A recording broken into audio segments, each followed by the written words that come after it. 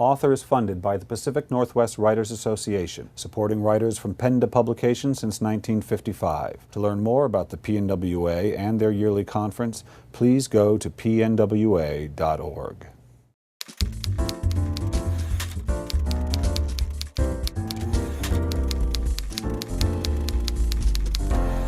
Hi, this is Bill Kenower of Author Magazine, and I'm here in Seattle, Washington with Thrity Umrigar, author of The World We Found. Thrity, welcome to Author.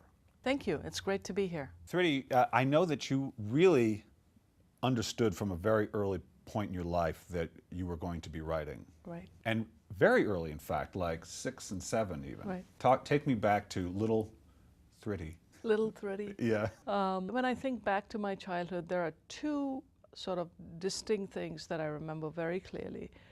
One was being very struck and aware of the poverty in India, in Bombay specifically, that was around us. I mean, we were a middle-class family, but you know, in a country like India, it's sort of inescapable because it's right there. You know, you leave your apartment building and there's somebody squatting on the street. And I was very moved and just very aware of that. And in some ways, my becoming a writer seems in some strange way very linked to that awareness of the fact that there was a different world than the world that I was living in my home. And I started writing at a very young age. In the earliest incarnation, it took the form of what I now refer to lovingly as hate poems to my parents, anonymous hate poems. And what that would mean is basically anytime they said no to me for any reason, I would like run away and scribble some rhyming poetry and then wait for them to leave their bedroom and then take a piece of Scotch tape and anonymously go and pin the poem up somewhere where they would find it. And honestly, for years I thought, my parents have to be geniuses because I would be so careful in trying to disguise my 6-year-old handwriting. And, you know, that's how writing started. And it was always an outlet. It was always a creative outlet for things that couldn't be expressed in any other way. And it was always a form of basically saying, no, things ought not to be this way, but this way. Yeah. And in some strange way, I feel like those are still the two reasons why I write today. So I heard a story about when you were 14 and you wrote a poem called The Sad Man, The Old Man. The Old Man. Yeah. And that was sort of a turning point moment for you. It was one of those aha kind of moments because up to that point, I had no self-image or self-conception of myself as a writer. I mean, as I said, I started writing really when I was maybe 6 years old and continued, you know, I mean, the spot where you would find me on any given evening would be, we had this beautiful rocking chair on the balcony and, you know, it overlooked the western sky.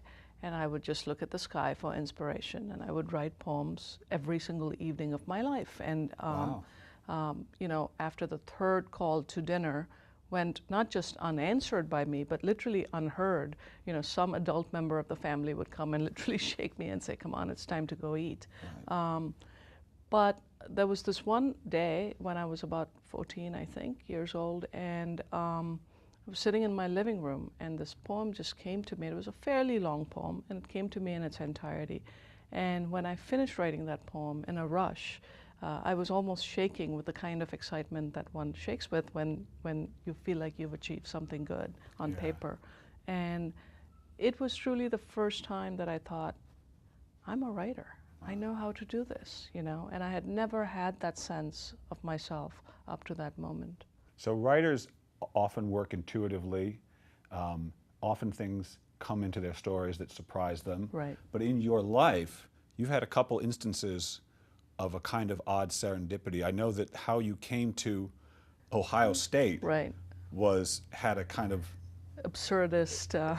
Yeah, so tell us about that decision. Well, it's very simple. You're 21 years old, right? I was 21 years old, so I was 20 when I started applying to colleges in the U.S. I knew I wanted to get a master's in journalism.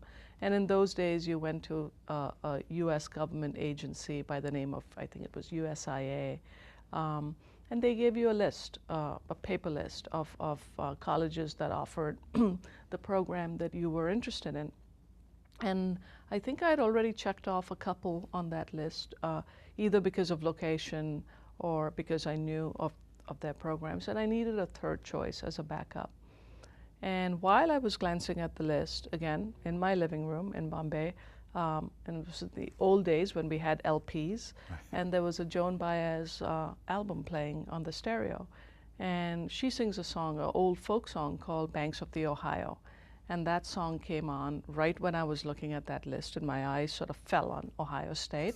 And I looked up and I said, it's a sign. And I checked off Ohio State, and And that was here that. I am, 30 years later, still living in Ohio. Did you like being a journalist? I know you moved into Very it pretty much. quickly once you graduated. Yeah, very much. I mean, Why?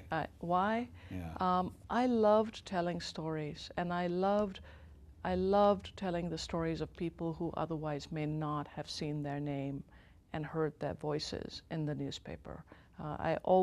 It's paradoxical. Well, actually, it's not paradoxical. It's interesting that I truly always gravitated towards the same kind of stories and the same kind of people that I write about today in my books, in my journalism career. I always think that one of the tools, craft is very important for a writer, obviously, but Obviously. I feel that on a bigger sense, especially for a novelist, that nothing trumps compassion, that a writer, especially if they're trying to write literary fiction and character-driven fiction, need compassion. But is that applicable for the journalist? Doesn't the journalist theoretically have to keep their distance and not And I invest? suppose eventually that contradiction just got too much for me. And that perhaps is one of the reasons why I left journalism and became a writer.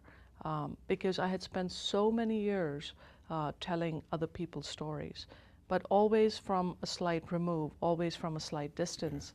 And it just got to a point where that dichotomy was feeling extremely uncomfortable to me. And then I knew that it was time to tell my own stories in my own voice. Which brings me to my next question.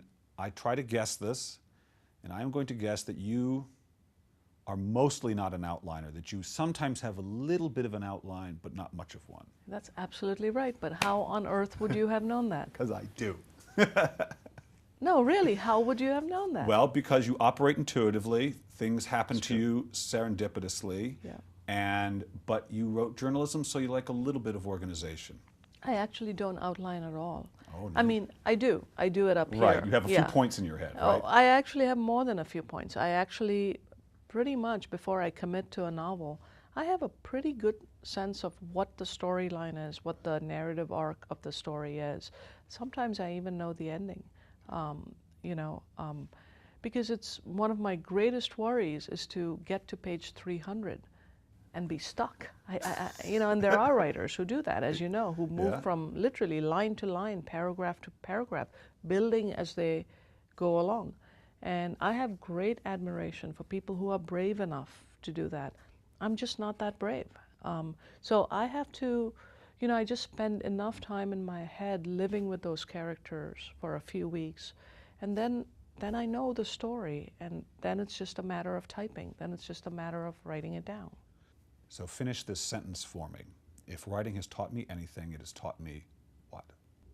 If writing has taught me anything, it has taught me that I don't really need to look afar to understand the complexities and contradictions of the world.